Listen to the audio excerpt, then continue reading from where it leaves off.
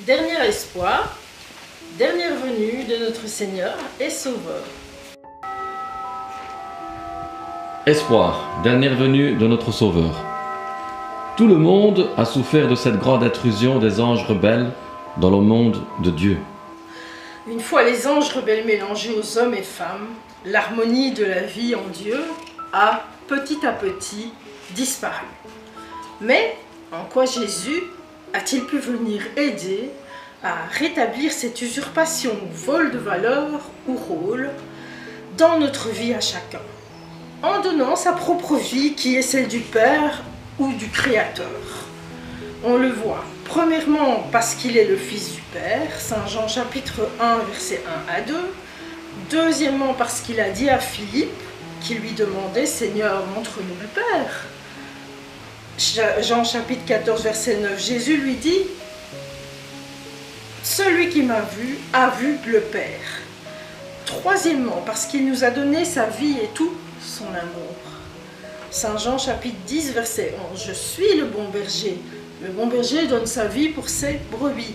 Et c'est Saint Jean chapitre 14 verset 13, « Il n'y a pas plus grand amour que de donner sa vie pour ceux qu'on aime, pour ses amis. » Parce que grâce à Jésus de Nazareth, la relation cassée avec Dieu peut se réparer.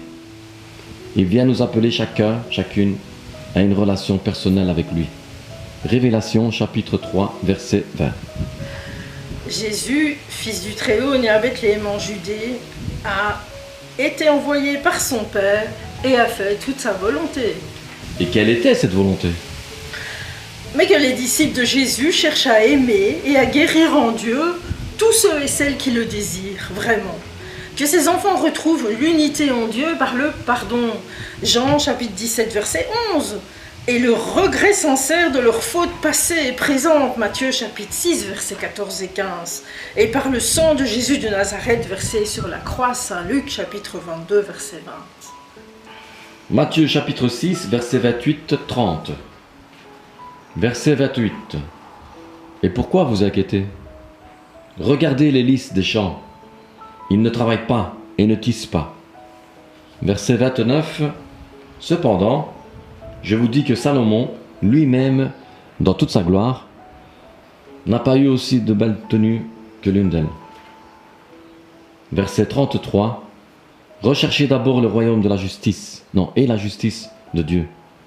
Et tout le reste vous sera donné en plus.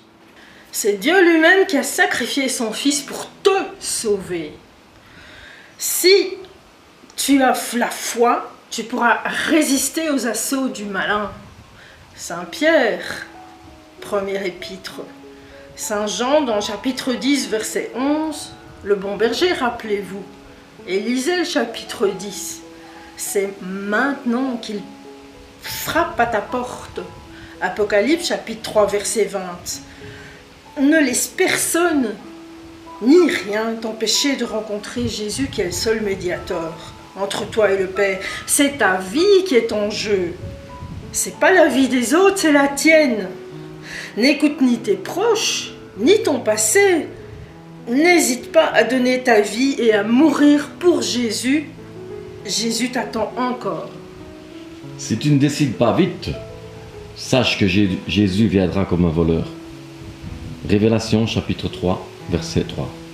Et rappelle-toi que Babylone, la grande, est tombée et ne pourra plus rien apporter. Apocalypse chapitre 22, verset 20. Celui qui atteste ces choses dit « Oui, je viens bientôt ». Ceux qui répondent disent « Amen, viens, Seigneur Jésus ».